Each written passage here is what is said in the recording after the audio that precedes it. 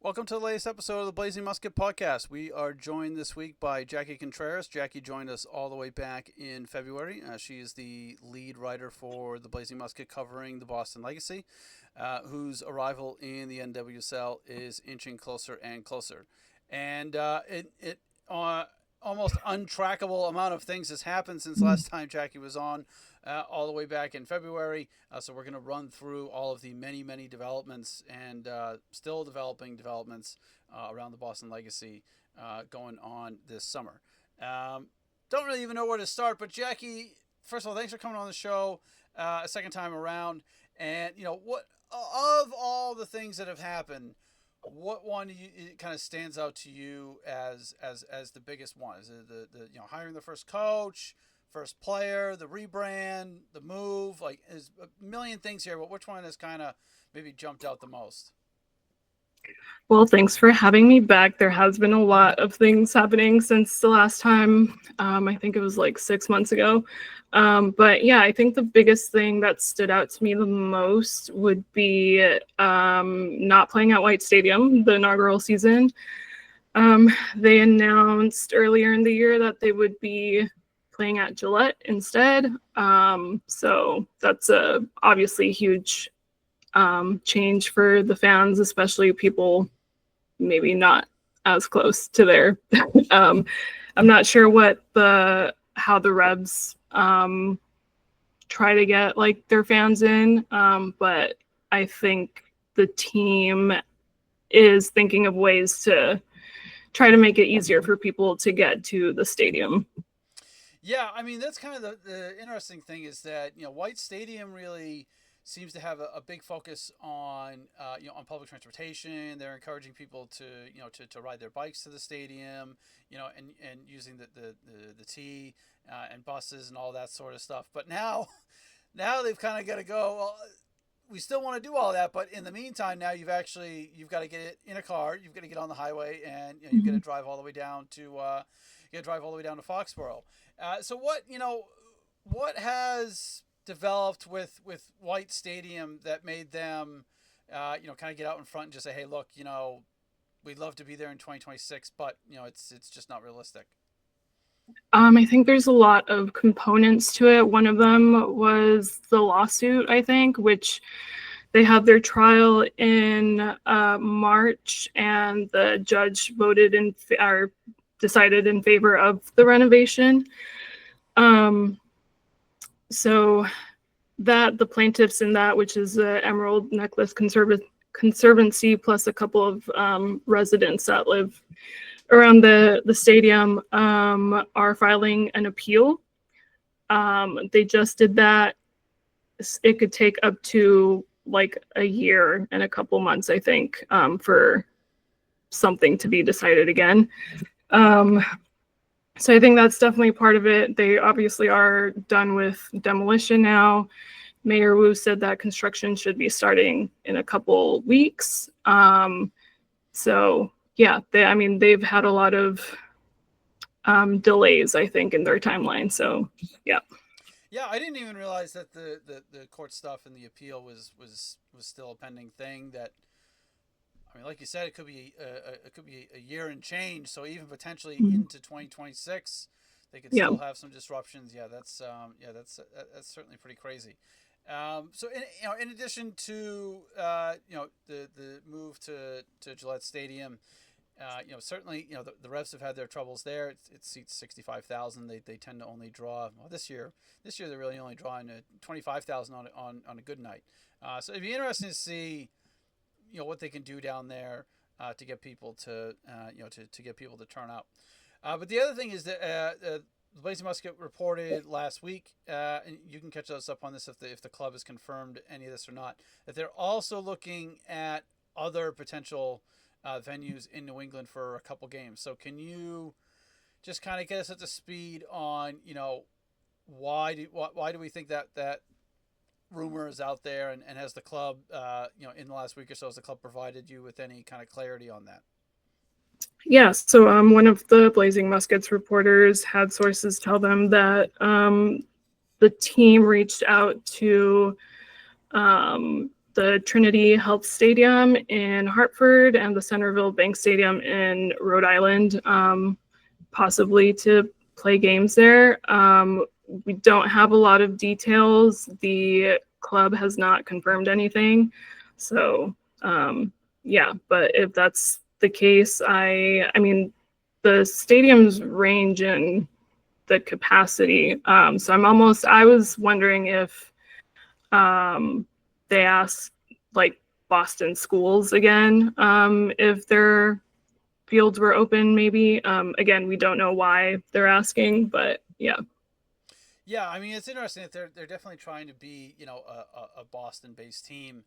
So going down to Foxborough is one thing, but then potentially going to Rhode Island, and then potentially going all the way out to Hartford, Connecticut as well. Like, is kind of interesting. But I mean, do you think it has a lot to do with? I mean, the World Cup obviously is that's going to be kind of a big deal. Gillette has I think a half dozen games that are being played there. So do you think that's possibly a workaround? Just having to deal with the fact that the World Cup's coming and Gillette's not going to be available. I mean, that was my first thought. But again, I think the NWSL commissioner said that they might have to like schedule around that. And I think they have like an international break during that time. So it won't be too conflicting, hopefully. But yeah, I mean, I'm not sure what the Gillette Stadium schedule usually looks like, but yeah. Yeah, I mean, Gillette can be kind of crazy. I mean, the Revs themselves can't even play there for a couple weeks every spring because they have monster trucks and dirt bikes, and the whole place is covered in dirt for a couple weeks. That obviously doesn't really help. And then if Taylor Swift goes on another world tour or whatever, Yeah. I would imagine that Taylor Swift, Coldplay probably are going to win out over an NWSL game. So yeah, so for sure, it sounds like a really challenging situation for them to navigate for that year. But on more of the positive front, they also announced that they're building a training facility. So what can you tell us about that and kind of the status of that? That sounds like a pretty big project as well. Yeah, so they announced that they would have a training facility in Brockton, which is a little further away than from Boston. I think they were gonna have 6 fields, two or three of them were going to be made available to the public to use, most likely for youth teams. They're going to have like the bubble dome, as well as grass fields. They also have not confirmed, but on their the like land designs of what they plan on doing, they do have a youth academy building. Like that's what it's labeled on the plans. I did reach out to them, but they did not confirm that. But I mean, you could probably predict that they'll eventually have an academy there. Yeah, I mean, they at least thought enough of it to put it in the plans, and they put a name on it. So I mean, I think that would be great. The Boston Breakers. I think it would be fair to say, and they don't exist anymore, so it's fine. The Boston Breakers didn't really have a youth academy. They essentially just kind of licensed their name out to a local youth club, and they just slapped their names on some jerseys and called it an academy. And it wasn't really an academy in really any sense of the word. It would be great to see them kind of do something, similar to what the Revs do. They have youth teams at various ages. It doesn't cost anything to play on those teams. But the fact that there's going to be, another facility with that many fields, an indoor field, some grass fields, that's great. Is any indication as to when that's going to be ready? Are they hoping that's going to be ready in 2026, or is it going to probably more coincide with the move into White Stadium in 2027? Yeah, so they were in a public meeting for the city of Brockton like a month or so ago, and their attorney said that they were planning on having it open by January. So pretty quickly. They're supposed to start construction this month, so it's gonna be up pretty quickly. Oh wow! Okay. So yep. getting that one done start to finish a little bit quicker than White Stadium. I mean, that would be. I mean, I'm sure for the players as well, it'd be great to like know Yeah. this is definitely where we're going to be training. You can get a house nearby and that sort of thing. Yeah, Yeah. so hopefully that hopefully that goes according to schedule. But that's definitely kind of a positive when that came out. Like, okay, kind of bad news about the stadium, but this seems like a great thing as well. Yeah. Let's see what else. All right, so another smaller thing before we get into all the developments, with the staff and the players. They also announced that they've added a new owner, a new partial or small investor. Can you tell us a little bit about who that is and how they might be involved with the team? Yeah, so they added Aaliyah Boston as an investor.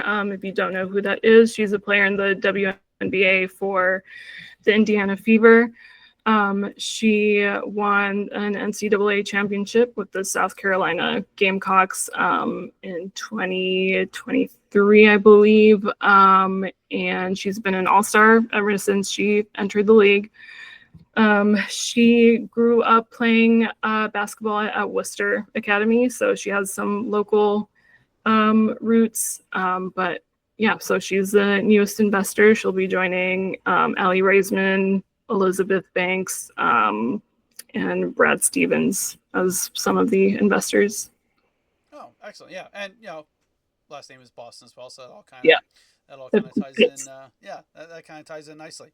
And I guess we can touch on this as well. This is not strictly related to the NWSL, but there are reports, particularly in the Boston Globe, that the WNBA's Connecticut Sun is potentially going to be sold to Steve Pagliuca, who is one of the Celtics co-owners. And the intent that they have would be, this hasn't been approved yet by the league, but the intent would be to move that team to Boston for the 2020-27 season. So potentially having the WNBA come to Boston for the first time, the NWSL come back to Boston, for a second time around. Both those teams coming in 2027, and imagine that has a lot of people that follow female sports to be a pretty exciting development. Along with there's some teams that are in Boston already as well. Yeah, I mean the Connecticut Sun has played twice at TD Garden in the last 2 years, and they were both sold out games. Atmosphere was incredible, so it's really exciting. I think for hopefully they move. If they don't move, then we just get another team in Boston. But yeah. Yeah, absolutely. So definitely, all these things kind of seem to come together at the same time, and it's great. And they both play in the summer, which I think is excellent. Particularly if you're a Revs fan and they're having a bad season, which they tend to do. If there's there's an NWSL team, there's a WNBA team. There's more the more team based sports, the better. Yep. Yeah. So absolutely. Okay. All right. So let's get into the changes or developments that are going to have an immediate impact wherever they're training or wherever they're playing next year on the field. So they have put a lot of pieces. Pieces about what's wrong. I don't want to use pieces. Lots of players. It's a bad habit. They put lots of things in place here. They've added in a GM. Can you tell us a little bit about the GM? Where have they come from, and how did they find themselves here in Boston? Yeah, so the GM is Domingue Wasque. He was at FC Barcelona for 13 years. Most recently, he was the head of women's football at Barcelona for almost 2 years. And it was, I think he starting in 2023. So they've been in their prime. But they won 2 Champions Leagues under him. He, like I said, has been at Barcelona for a long time. He was a project director in Brazil for 3 years.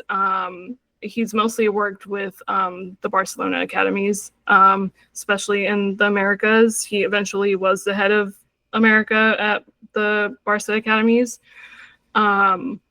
And yeah, he was basically stationed in New York for 6-ish years, just heading the youth teams here. So he has experience. living in America, but he also has experience building a championship winning team with with Barcelona. Did he say anything particular about what kind of compelled him to kind of take this project on? We know that when people talk to Conno Smith down in Rhode Island FC, he was really excited about that possibility of coming in and putting a team together with just a totally blank slate, no players, no contracts, no nothing. Did he kind of talk about what appealed to him to come over here? Yeah, I think it was the same thing.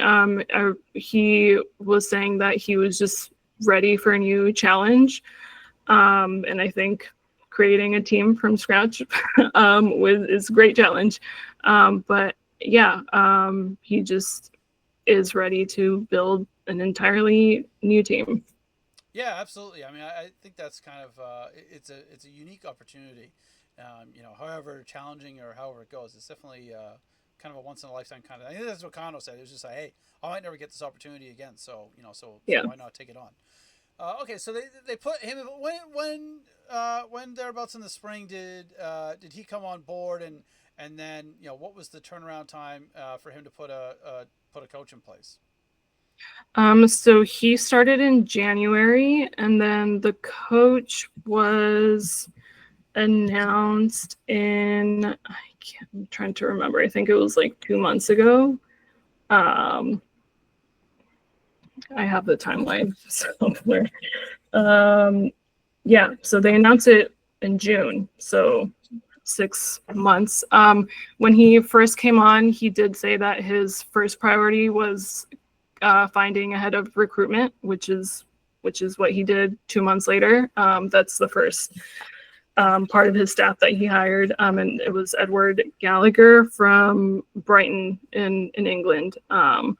So that was the first person there, and then they got the coach. Oh, okay. So he brought in a head of recruitment first, and then Right. brought the coach in after that. It's interesting. What can you tell us about the what can you tell us about the coach? Who is it, and where are they coming from? Yeah, so the head coach is Felipa Petau. Hopefully, I did not butcher her name, but she is from Portugal. She has been at Benfica she spent 18 years there.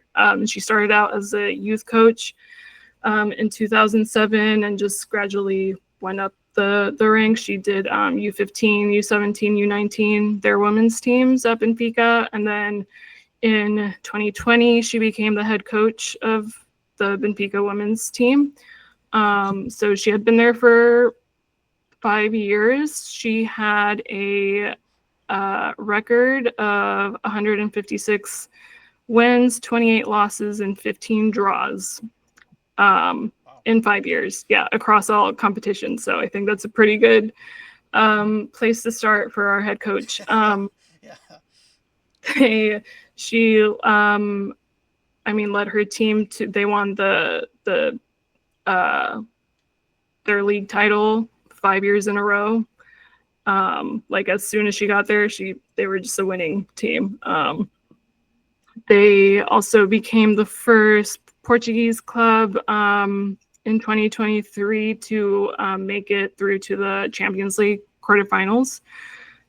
So yeah, I think she's a good one. She was also one of the 6 nominated for the Ballon d'Or Women's Coach of the Year in 2024, alongside Emma Hayes and Serena Wegman from England. So she's in good company.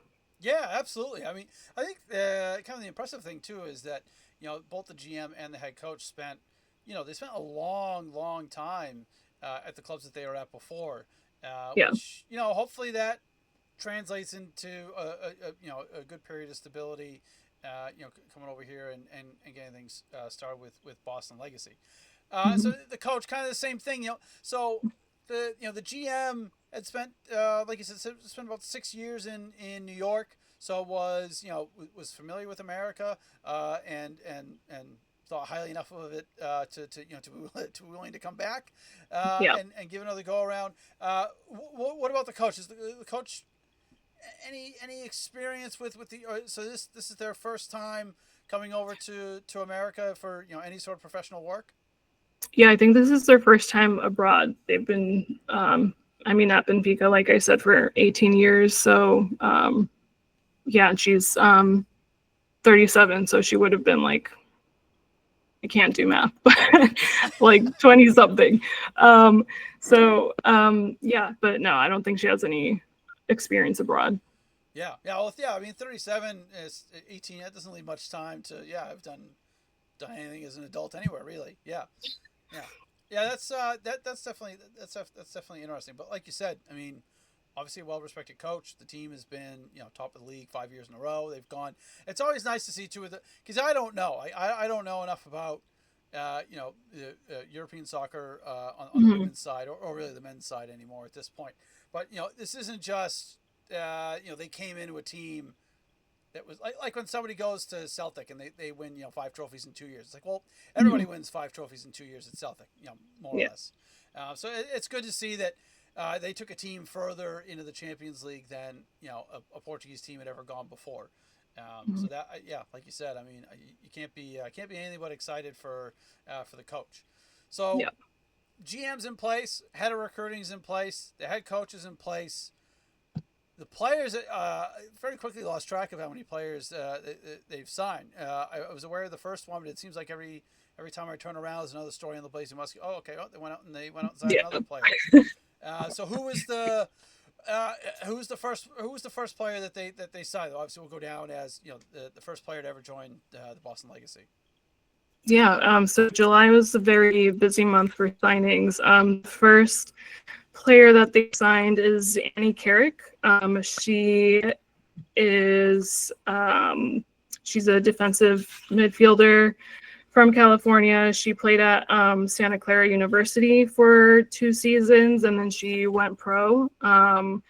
So right after her second season, she went to Freiburg, I think is how you say it. She spent 2 seasons there, which it's in the Frauen Bundesliga, that team. So she spent 2 seasons in Germany. Um, and then she, of course, got signed to the Legacy and immediately got loaned to Club America in Mexico.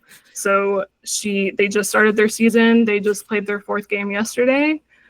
She'll be there until the end of the year. So they're able to bring her in and then pretty much almost immediately turn around and get her out on loan Mhm.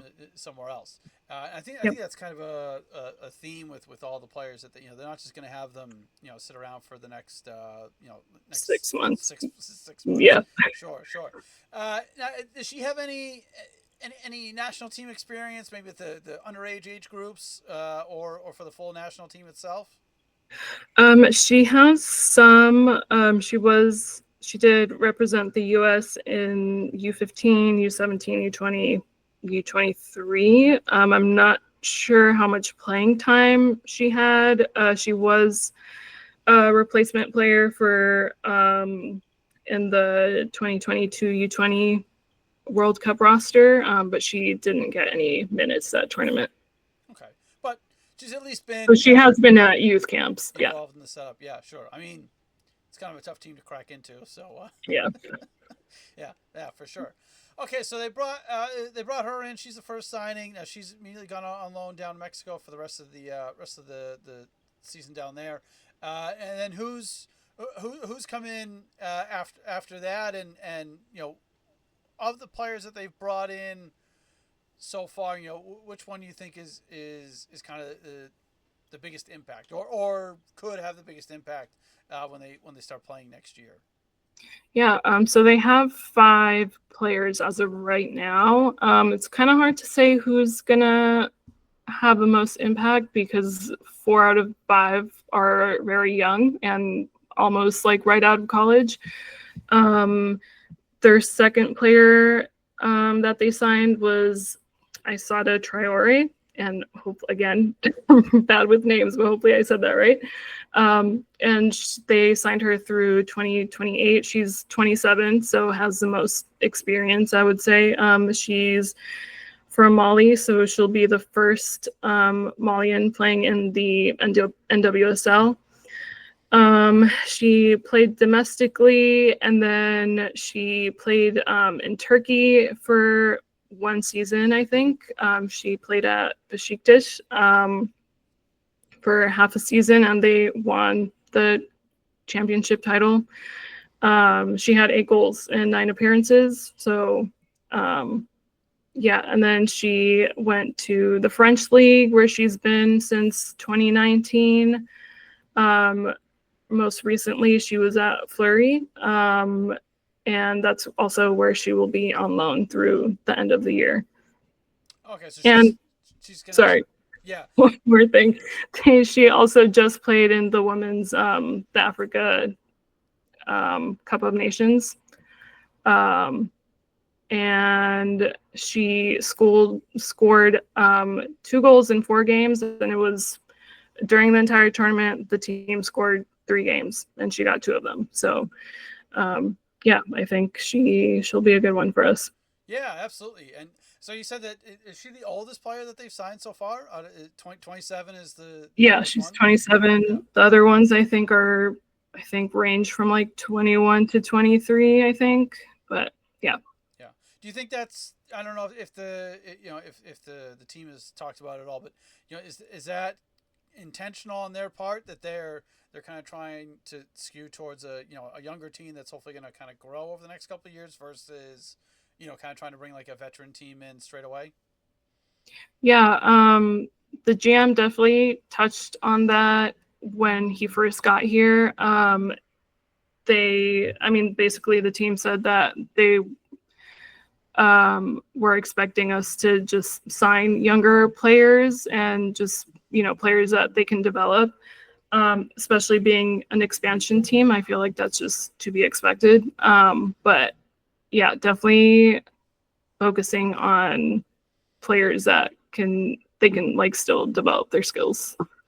Yeah, I think it can be kind of tough for expansion teams sometimes to take that approach when maybe they say, hey, maybe we could, maybe we could sign some players in their, maybe like mid to late 30s that might have like more name recognition, and kind of try and get like a little bit of attention that way. But I think in the long run, being younger and trying to grow and develop a team is probably kind of the way to go. But who else have they brought in? And I think there's a couple players that you said, it looks like they used to kind of be rivals of one another, and now they're going to have to put that all to one side.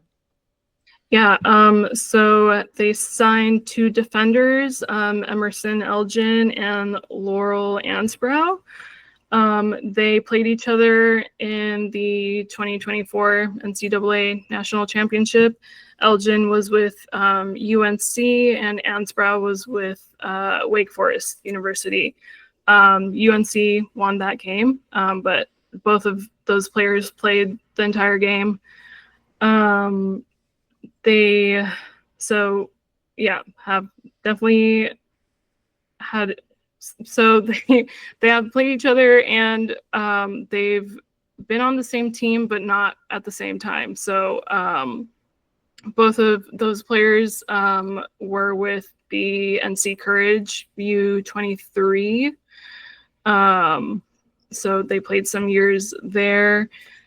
They both have also gone, they'll be in the USL Super League through the end of the season as well, through the end of the year.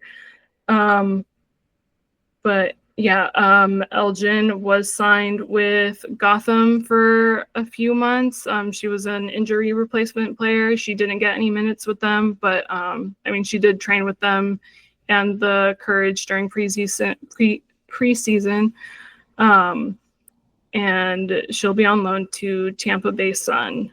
Ansbrow will be on loan to Fort Lauderdale United. She went straight to them after her last season at Wake Forest, and she did pretty well. She did 17 appearances and ended up leading the team in clearances and tied for the lead in blocks. So I think we'll have some good defenders in both of them. Yeah, so they might actually play against each other again And in yeah. the fall before finally becoming actual teammates with the team next year. And that's kind of interesting with the USL, the Super League. So that will be the start of the US, because that season runs from the fall. They take a break and then they finish up in the spring. So do you know if are they going to go through like a normal preseason, with their USL team? Well, do you think they'll have an opportunity to kind of take a break before they kind of report to the legacy? Because otherwise, they could potentially have a season that starts in August, September, and then kind of runs all the way, into next fall. Yeah, so like you said, they'll be starting in August. I think it's the 23rd is when they start. But all of the players will only be on loan through the end of the year. So yeah, by the time that it's NWSL preseason, they'll already be with the team. Okay. Is there anybody else that they've brought in, or is there anyone? Are you? Yeah. So the most recent one is Alba Cano. She is from FC Barcelona. She's a midfielder. She started their youth system in 2018. So she's also been there for quite a while. She played with their U19 team for 3 years and then their B team for the last 4 years, which she ended up, I think, captaining for a few years. This past season, she was a reserve player for the first team. So she was able to play some games. She had 16 appearances with FC Barcelona, the women's team, and she got one goal and 1 assist. And I think one of the really cool things about her, it's just a fun fact, she was one of the 9 members in 2021 that were the first female residents of La Masia, so their youth academy, which I think is really cool. But yeah, so we'll have her through 2027 with a team option in 2028, but Barca does have a buyback clause in that contract. I don't know the specifics, but it's a thing. Yeah, that makes sense from Barcelona side, right? I mean, I'd imagine that's a pretty hard team to break into. So if she comes over Yeah. here and does really well, then they might want to bring her. They might want to bring her back over. I think that's. I mean, do you think that's a good sign that Barcelona isn't just saying, "Oh yeah, okay, sure, off you go." They're saying, "Okay, yeah, no problem. Like, you can go take an opportunity somewhere else." But they must still think highly enough of her to think that they might want to have her come back over at some point in the future. Yeah, I think so. And I think Barca has had a couple players leaving. I think this past season, I'm not too sure how many, but yeah, I think they have a lot of hope in her to maybe buy her back. Yeah, I think it's a good sign. Yeah, yeah, absolutely. Uh, uh, as a team, have they signed anybody else, or is there any other? Are you expecting to see a lot more signings between now and the end of 2025, or at some point they're going to transition into looking at like NWSL free agents and trades and that sort of thing. I would think we only have 5 players right now, so, and based on this pattern that we're seeing of them signing them and then loaning them out, I think we should probably expect some more this month or next month. I'm not sure. I'm sure they'll have some NWSL free agents to look at, but Yeah, yeah. I don't know. And now this NWSL, they don't have a college draft anymore, right? They got rid of that, so that is typically like when an MLS team comes in, for example, they have an expansion draft, and then does the NWSL have an expansion draft, or is it just kind of nope? Hey, look, you've got to you've got to figure this out on your own. No, so they got rid of the draft. They do have some like assets that they are giving the teams to work with. We got access to like $1 million, I think, in allocation money. That started in July. So obviously we've been making some moves, but yeah, there's definitely like other sets of rules to go by now that we don't have the draft. Yeah, yeah, absolutely. And do you know how in like a typical NWSL season, if if a player is playing for their college, are they able to start with the NWSL team, in the spring of their senior year or their grad year, or do they have to like? Do you know how that works? I'm not sure. I feel like they should be able to. I mean, a lot of the players have started like gone pro right after their Right away. yeah, right after their soccer season ended. So like the two defenders, I think they right after like January, they were good to go with other teams. So Oh wow. Okay. yeah. Yeah. I mean, I guess that kind of makes sense. If there's no draft, then if you're done with your college team and you're good to go, then you're good to go. Yeah. Okay. What else? Oh yeah. We didn't get to what was for a little while there was kind of the maybe the biggest story, but it's kind of been again all this other stuff has been pretty exciting to catch up on. Last time we came on here, this team was not called the Boston Legacy, so the name it it's hard to imagine anyone having the opinion that the first name was the better name, but Yeah. how how has the second attempt been received compared to the first? I think, I mean, I feel like everyone loves it compared to Yeah. Boss Nation. Um, but yeah, I think so far they've had a pretty successful rebrand. I mean, there hasn't, no one's been offended. So, It's a good start. um, Yeah. but yeah, I think Boston Legacy, I mean, a few people had their things to say about it, but I mean, I feel like you can't you feel like Boss Nation was like just you can only improve after that. But yeah, I think Boston. I mean, I'm already used to it. I think it's fine. The logo also pretty good. I mean, I think their rebranding has been good so far. Yeah, I mean, like you said, anything was going to be better.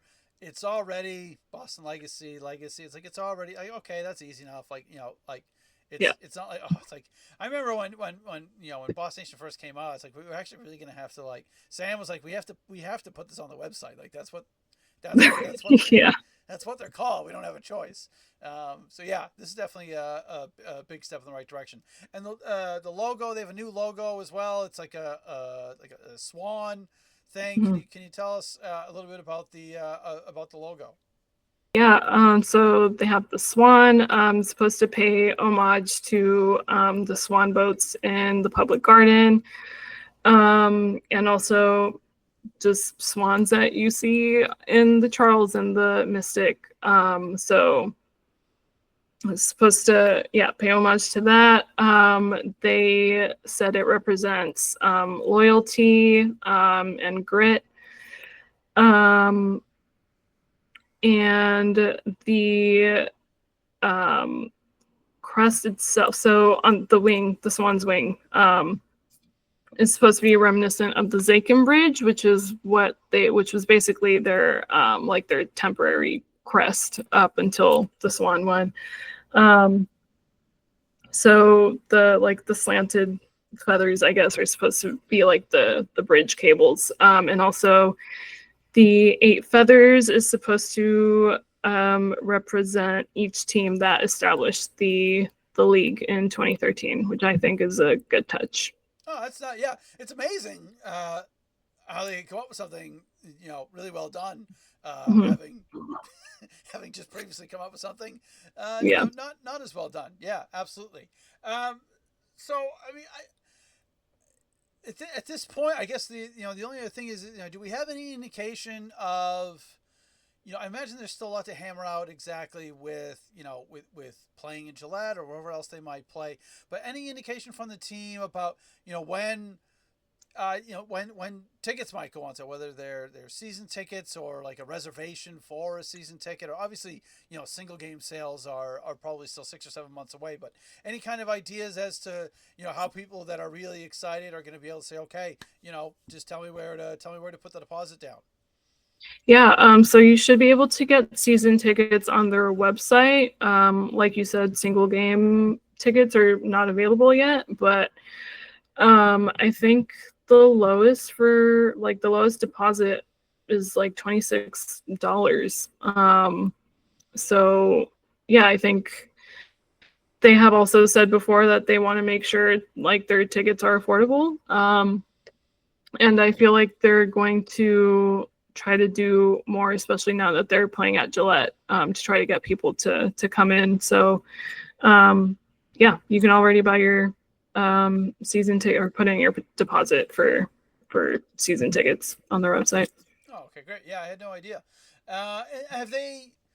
You know, I guess the other thing too that seems kind of challenging for them possibly is, have they talked about it all?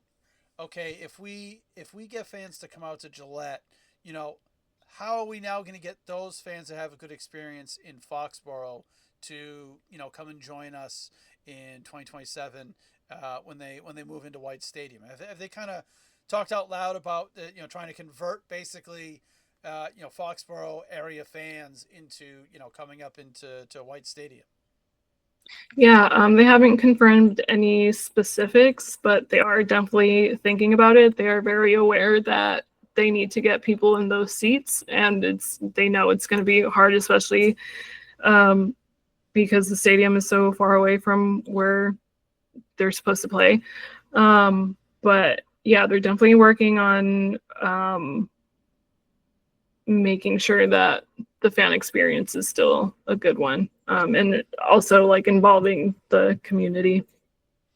Yeah, I definitely, I mean, the Revs, of course, the Revs, the Revs' biggest issue currently is that they're in 11th place. So I'd imagine if this team can come in and hit the ground running, get some good results early in the spring, they can hopefully start to build up a fan base, build up an audience, as they get into the summer. And if they end up doing kind of like a tour around New England, that might be interesting as well. So we'll have to wait and see. But Jackie, we really appreciate you coming on a second time around to get us all caught up on just the 20 different things that have happened. If people want to continue to stay caught up with Boston Legacy and everything that's going to happen between now and the end of the year, where can they find you on social media? In addition to, of course, being able to find you on the Blazing Musket. I am Jackie Digital on both Twitter and Blue Sky, and Awesome. that's where I'll be posting updates as well as on the Blazing Musket, obviously. But Yeah, no, it's like every time I turn around, okay, yeah, there's a new article up. They signed a new player. They made another move. So yeah, again, great stuff. We're all pretty excited to see how this whole thing kind of goes in year one. So thanks again, and we'll look forward to having you back on again. great, thanks for having me.